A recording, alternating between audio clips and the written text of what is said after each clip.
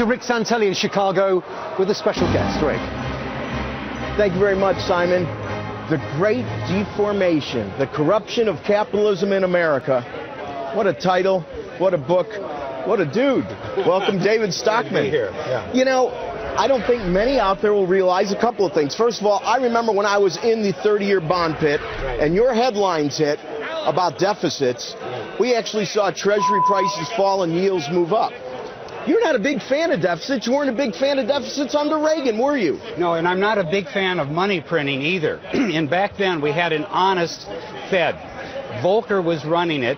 It wasn't rigging interest rates. It wasn't trying to drive the wealth effect. It wasn't flooding the market with untold liquidity. And therefore, the market could judge what Congress was doing, the White House was doing, and decide where the risk-reward equation was and how to price the bond, the note, the bills. Today, the market is entirely rigged. It's not honest. It all trades the Fed. There's huge carry trades, overnight money, 6 years, zero. How can that possibly lead to rational behavior? So this has made it possible for the deficits, which have been growing chronically for decades, to be financed because they're shoving them in the vaults of all the central banks of the world. They're all doing it, and it's created an unsustainable, dangerous financial system.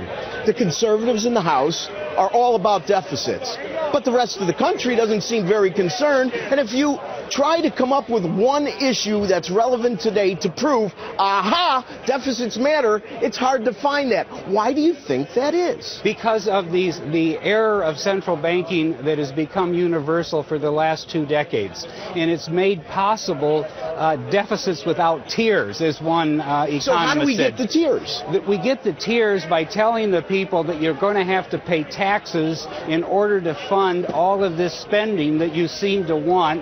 And once the people actually feel the pain of taxes, we should have let the Bush tax cuts expire. Let me stop you right there. Once they so you're advocating something many conservatives don't advocate. You think we ought to raise taxes.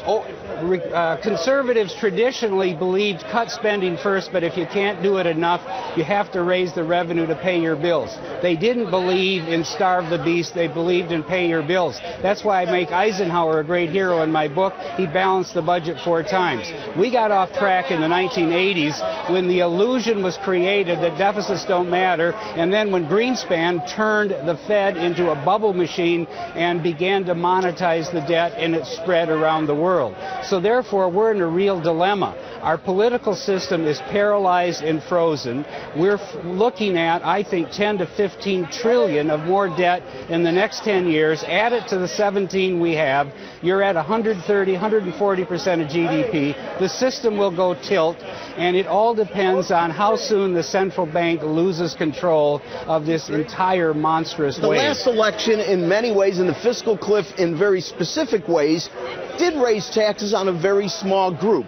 So the group of the middle class outside of payroll taxes, their taxes remained at the same rate. Right. At issue here is that you're saying if you want to get the country's attention, raise taxes on everybody. But if the Democratic Party stays in power and that doesn't happen, will there be a price to pay? If we don't get the tiers doing it the way you advocate, higher taxes, you could see what the deficits are doing.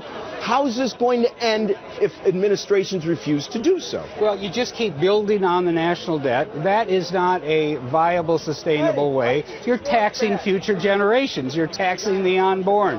And they're going to thank you someday for the massive disaster that was handed to them. But as long as we have one party saying no taxes, the other party saying Social Security is sacrosanct when it needs to be means-tested and drastically reformed, when you have both parties in the thrall of the military-industrial complex, and so we're still spending $650 billion for defense in a world where we have no industrial state enemies. So the honesty will be in the raising of taxes. And finally, the honesty would come when you tell the middle class, you're not going to get your tax cut, you're going to actually pay more. Then they will wake up. Then the pitchforks and torches will come out.